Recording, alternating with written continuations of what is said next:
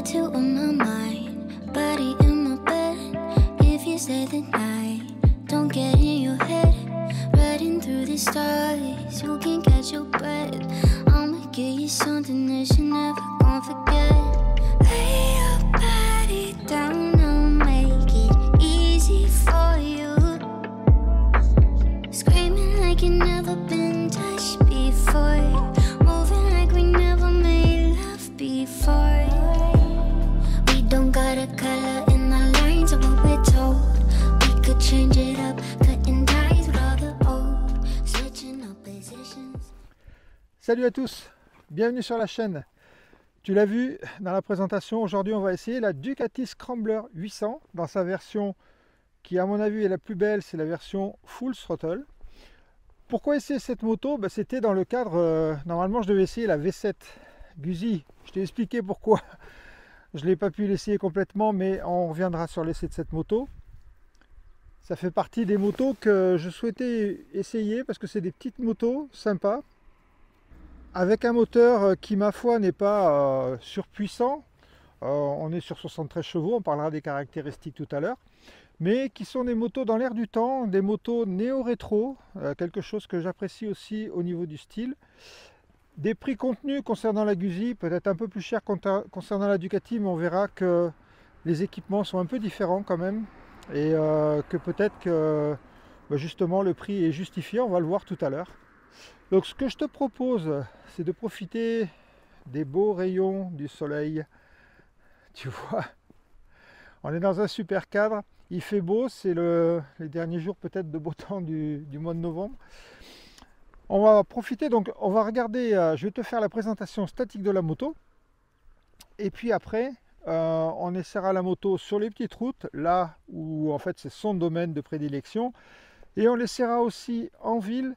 J'en profiterai comme ça, on ira faire un tour dans Lectoure, si tu ne connais pas Lectoure, comme ça tu verras un superbe petit village, ou petite ville même on peut dire. Allez, sans plus attendre, on part sur la présentation de la moto. Donc déjà, ce que je voulais te dire, c'est que les Scramblers chez Ducati, ça date de 2015, et en fait les Scramblers, ça date des années 60. Pour ceux qui ne sont pas nés dans les années 60, voilà, c'était une moto qui était assez utilisé, Steve McQueen entre autres, et moi qui étais sur Biarritz, on avait souvent des motos avec des scramblers, enfin des scramblers comme ça, avec sur le côté les supports pour mettre les planches de surf. Je te montre une petite photo pour ceux qui n'ont pas connu ça. Moi je faisais pas de surf, mais on en voyait souvent. Donc le scrambler depuis 2015, c'est à peu près 100 000 motos qui ont été vendues par Ducati. Donc tu t'aperçois que c'est vraiment quelque chose d'important pour la gamme. Qu'on est en style néo-rétro. Je vais commencer par te parler du moteur. Donc le moteur, c'est un moteur à refroidissement. On va se mettre de l'autre côté, on verra mieux. Voilà, donc on a un moteur à refroidissement air huile de 802 cm3. Ce moteur, donc il fait 73 chevaux à 8250 tours et il a 65 Nm de couple à environ 7000 tours. Donc c'est un moteur qui est classique, qui répond aux normes Euro 5. On voit qu'il est doté d'un embrayage hydraulique. Donc ça nous fait une commande super souple. C'est un moteur, on le verra tout à l'heure, qui aime bien monter dans les tours. Il est vivant au-dessus de 5000 tours. Et sinon, tu verras tout à l'heure, je te dirai ce que je pense vraiment du moteur après. Au niveau du réservoir, on a un réservoir de 13,5 litres. On a à l'avant une roue de 18 pouces, ce qui n'est pas courant. Et on a à l'arrière une roue de 17 pouces avec un gros pneu de 180 à l'arrière, avec des pneus Pirelli que je connais pas, des T600 MT60 RS, pardon, des pneus à crampons dans le plus pur style roadster. Au niveau freinage, on a un seul disque à l'avant, pincé par un étrier Brembo 4 pistons, mais par contre on a un disque de 330 mm, c'est assez énorme. J'avais vu ça sur la Multistrada, qui en avait deux comme ça. Là il n'y en a qu'un, et donc on verra, mais ça doit freiner quand même pas mal. Au niveau du look de la moto, on est full LED sur cette moto, clignotant, phare, avec une signature lumineuse. Voilà, une petite signature lumineuse comme ça. Donc on a full LED à l'avant, full LED à l'arrière, avec ce petit feu ici. Cette machine, donc je t'ai dit que c'était une série spéciale Full Throttle. Donc qu'est-ce qu'elle a? Elle a cette couleur rouge, elle a ce pot Termignoni qui est magnifique, et puis elle a le quick shifter. Donc le quick shifter qu'on a ici, quick shifter Ducati. Donc au niveau du compteur, moi j'adore personnellement, j'espère que tu n'as pas le contre-jour, je vais essayer de me caler comme ça. Voilà, tu as une super animation et tu as un petit compteur Ducati comme Ducati sait les faire, très lisible, très clair, très complet, indicateur de vitesse engagé, contour zone rouge, 9000 tours, et ici tu viens jouer avec tes manettes pour faire défiler voilà, tes modes de conduite. Donc tu rentres dedans, tu as deux modes de conduite, tu as sport ou road, d'accord. Ensuite tu peux afficher les infos, la jauge carburant, les DRL devant au niveau du phare, date et heure, voilà, les clignotants, bon, tu peux tout faire. Et puis après, tu quittes, hop. Donc tout se fait ici, donc tu commandes, tu sélectionnes dans les menus comme ça, et tu valides ici avec ce menu. Au niveau des indications, donc tu peux tout changer. Tu as un ABS cornering sur cette moto, donc qui dépend de l'inclinaison de ta moto. Tu as un traction control que tu peux régler aussi. Ici, tu vas avoir les warnings qui vont s'activer comme ça, avec la petite indication ici. Le coupe-contact, les appels de phare, le klaxon. Et voilà, donc on a un embrayage hydraulique, je te l'ai dit. On a des leviers qui sont réglables ici. D'accord? Super sympa. Et pareil au niveau du frein. Donc tu vois, au niveau équipement, tu es pas mal complet. Qu'est-ce que je peux te dire de plus sur la moto? Donc on a un amortisseur qui est placé légèrement sur le côté. Et tu peux le régler, mais par contre ici on n'a pas de précharge. Il va falloir que tu ailles chercher une clé pour régler ici ta prétention d'amortisseur. Et au niveau de la fourche, on n'a pas de réglage non plus. Donc une moto qui est assez simple. En hauteur de selle, on est à 795 mm.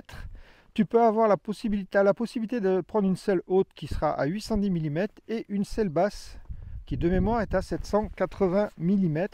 Ce qui fait que c'est une moto qui va aller pour à peu près tout le monde.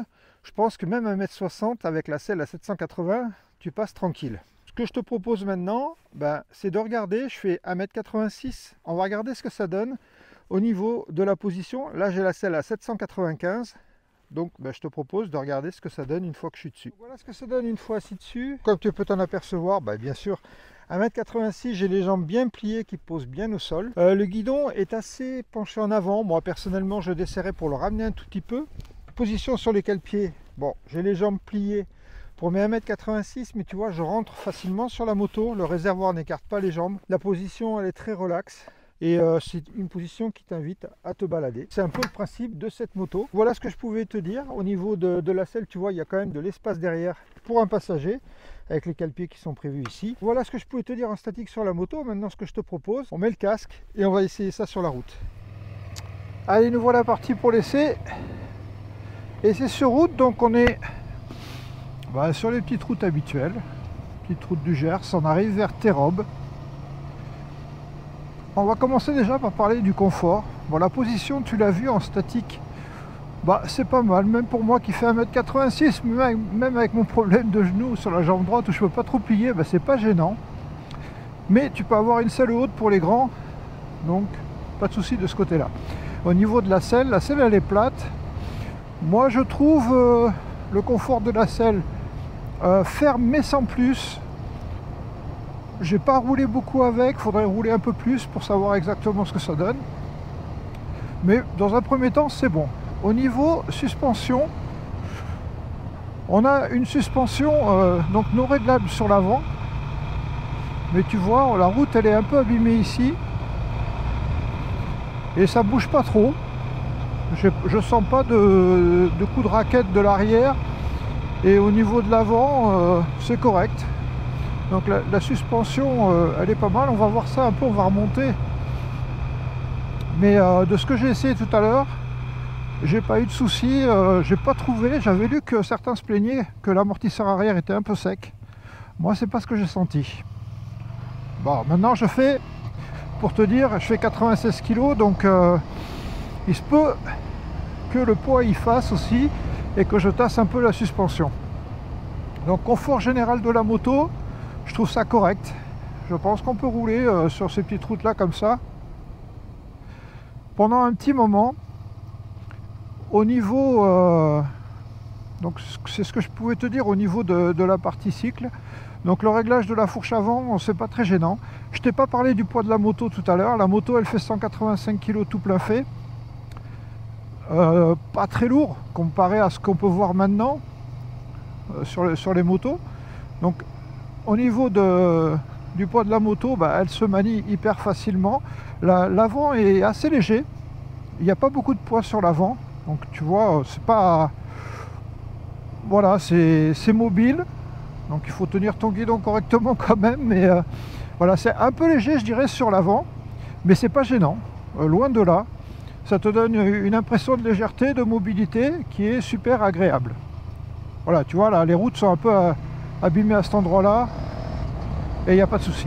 Au niveau moteur, je t'ai dit que la moto faisait 193 kg, deux modes de conduite sport et road. Là on est sur le mode sport et si j'accélère en 4, tu vas passer 5000.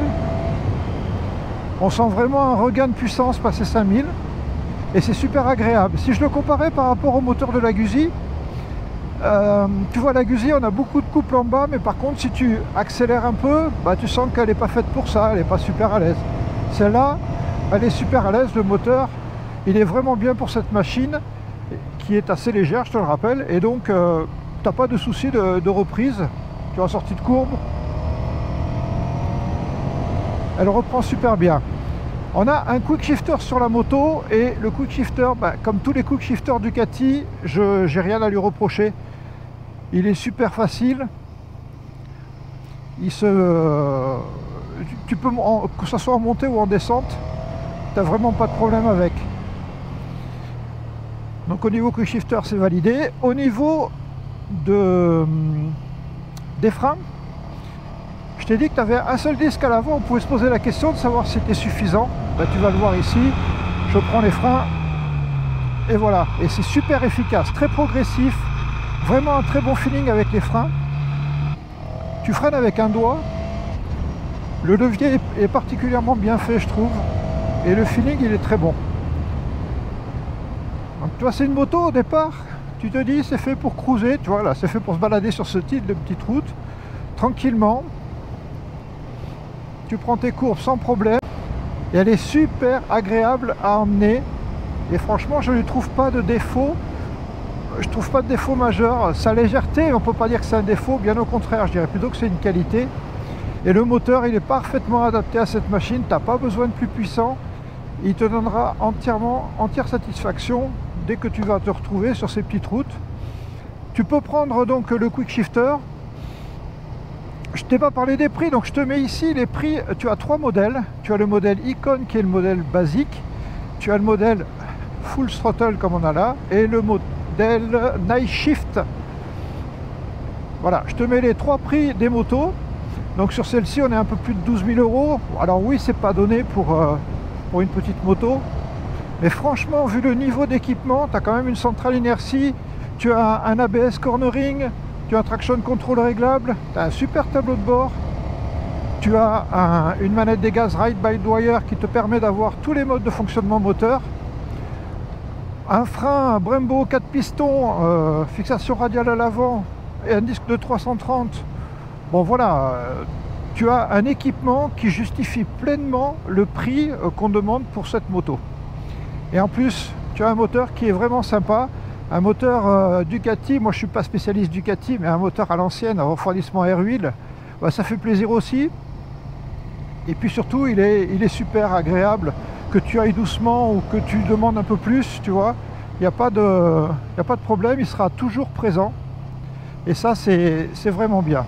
Alors, si on parle du confort général, je t'en ai parlé tout à l'heure. Au final, les suspensions, je valide ce que j'ai dit. Les suspensions ne sont pas dures à l'arrière, bien au contraire. Elles amortissent bien. Je dirais simplement que l'avant est léger.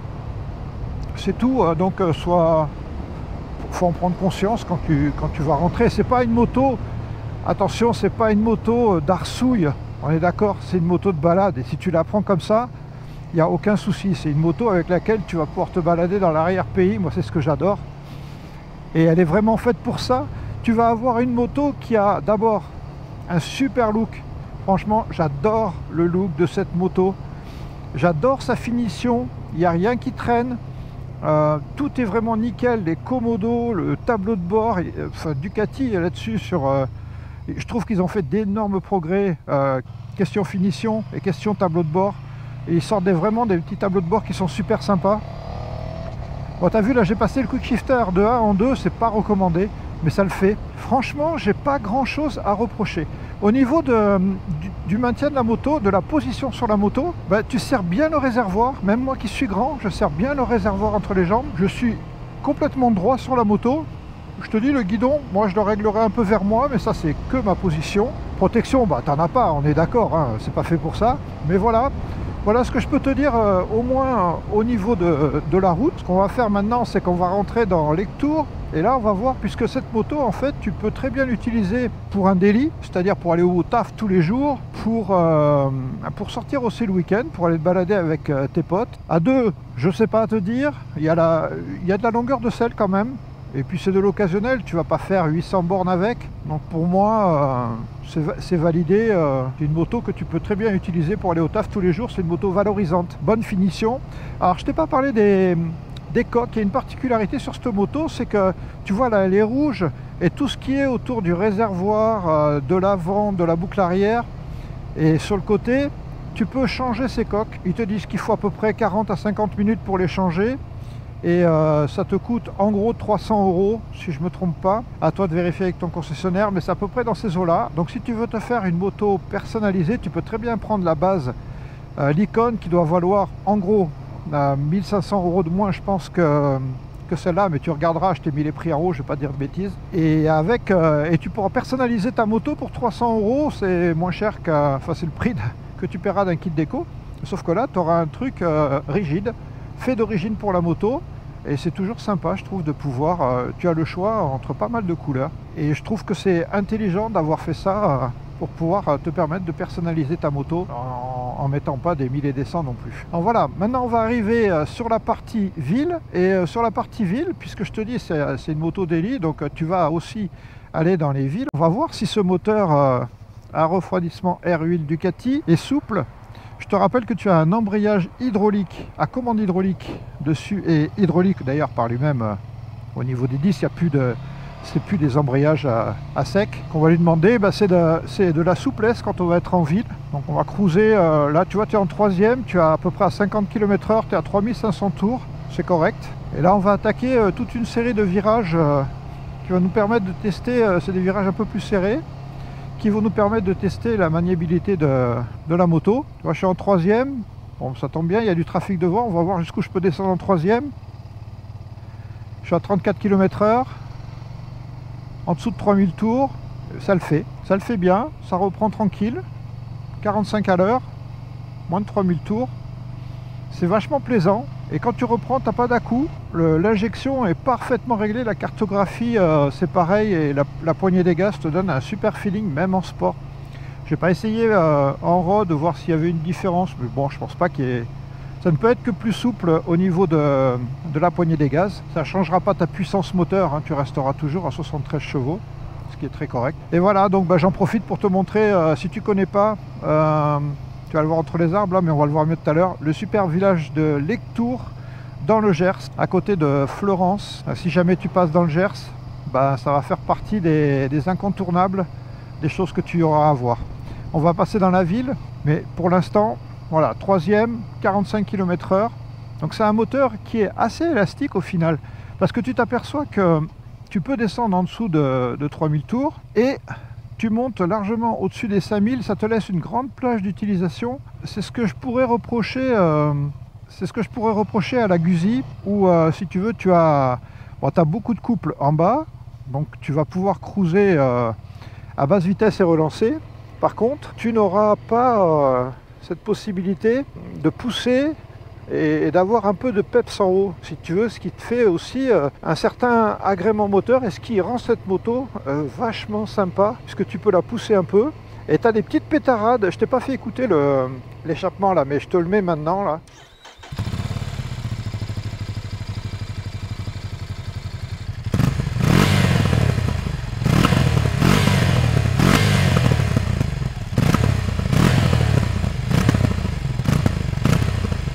Et même avec le pot d'origine, quand tu relâches les gaz, ben, tu as des petites pétaradades à la coupure des gaz, c'est super sympa.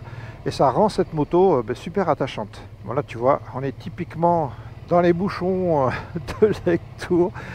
Tu te dis c'est pas possible, tu viens dans le Gers, tu te dis je vais être tranquille. Et non, tu n'es pas tranquille. On est au mois de novembre, normalement les touristes sont partis, mais tu as toujours quand même du monde qui vient ici. Il faut dire que c'est tellement sympa que ça ne m'étonne pas.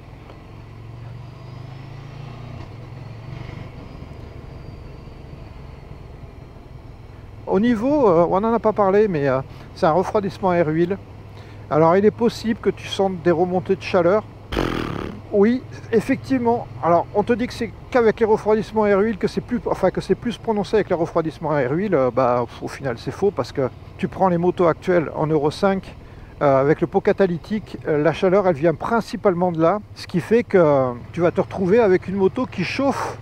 Aussi, je prends l'exemple des KTM que j'avais en bicylindre, je prends l'exemple de la Multistrada. Même si tu as un refroidissement liquide, ça va chauffer aussi. Donc, est-ce que c'est gênant? Moi, j'ai eu sur ma Guzzi, là, je suis parti cet été avec à l'Aventure Alpes Moto Festival, j'ai pris l'autoroute à Montpellier, 34 degrés. Oui, je vais pas te mentir, tu sens la chaleur qui arrive au niveau des pieds, mais avec les bottes, j'ai pas eu de soucis. Là, ici, tu as un coude, je te montre là, le coude d'échappement qui passe pas loin de ta jambe. Mais bon, moi je sens rien. Bon, aujourd'hui il fait pas super chaud, il fait 14 degrés là. Ce matin il en faisait 8 quand je suis parti. Et là je suis à bas régime, donc il devrait chauffer un peu plus. Et bon, j'ai pas de chaleur. Mais c'est fort probable que tu en aies. Mais je pense pas que ça soit vraiment gênant. Et de toute façon, tu sais que quand tu prends une moto comme ça, un refroidissement par air, bah oui, bah évidemment que tu vas avoir un peu plus de chaleur du fait du refroidissement du moteur. Voilà ce que je pouvais te dire sur cette moto. Écoute, j'espère que ça t'a plu. Pour moi, c'était super sympa de reprendre les essais après mon accident. Et d'ailleurs, je tenais à vous remercier tous pour votre soutien et vos commentaires super sympas, ça fait du bien. Je vois que la vidéo sur le Rex a été bien accueillie aussi. Et vous l'avez pris sous la bonne forme, c'est-à-dire c'est une moto pédagogique. C'est une vidéo pédagogique, pardon, je m'embrouille. C'est une vidéo pédagogique et vous l'avez pris comme ça. Je pense que le port des équipements c'est super important et je suis content si ça a permis à certains d'entre vous d'en prendre un peu plus conscience et de se protéger parce qu'on n'est jamais assez protégé en moto et on peut pas, malgré tout, malheureusement on peut pas tout prévoir. Voilà, mais écoutez, je vous dis à bientôt sur la chaîne. Prochains essais, je vais essayer de faire la 800 SE, mais pour l'instant elle n'est pas dispo. Si elle n'est pas dispo, je passerai sur la 890 SMT de chez KTM. Et après, j'essaierai de voir si je peux trouver des motos. De toute façon, l'ECMA est sorti, il y a plein de nouvelles motos qui sortent. Et ça va être un réel plaisir d'aller essayer tout ça. Allez, je vous dis à bientôt sur la chaîne. Tchuss!